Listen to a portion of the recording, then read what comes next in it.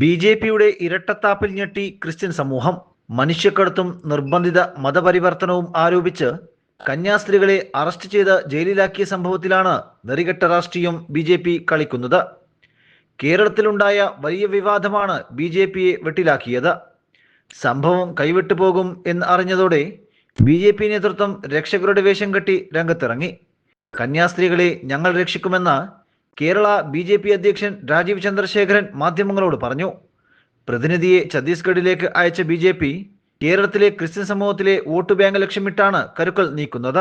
ഛത്തീസ്ഗഡിലെ ബി.ജെ.പി ഭരണകൂടം തന്നെയാണ് കന്യാസ്ത്രീകളെ അറസ്റ്റ് ചെയ്തതും ജയിലിലാക്കിയതും. സ്വന്തം പാർട്ടി ശിക്ഷിക്കുകയും പിന്നീട് രക്ഷകരുടെ വേഷം കെട്ടി രാഷ്ട്രീയ നാടകം കളിക്കുന്നതും പൊതുസമൂഹം തിരിച്ചറിഞ്ഞു. ബി.ജെ.പി പ്രതിനിധിക്ക് കന്യാസ്ത്രീകളെ കാണാൻ അവസരം നൽകിയപ്പോൾ എം.പിമാരടങ്ങുന്ന പ്രതിപക്ഷ അംഗങ്ങൾക്ക് അനുമതി ആദ്യം നിഷേധിച്ചതും പിന്നീട് അനുമതി നൽകിയതുമെല്ലാം ഇതോടൊപ്പം കൂട്ടി വായിക്കണം. നാടകീയ രംഗങ്ങൾക്കാണ് ചൊവ്വാഴ്ച ഛത്തീസ്ഗഡിലെ ജയിൽ പരിസരം സാക്ഷ്യം വഹിച്ചത്.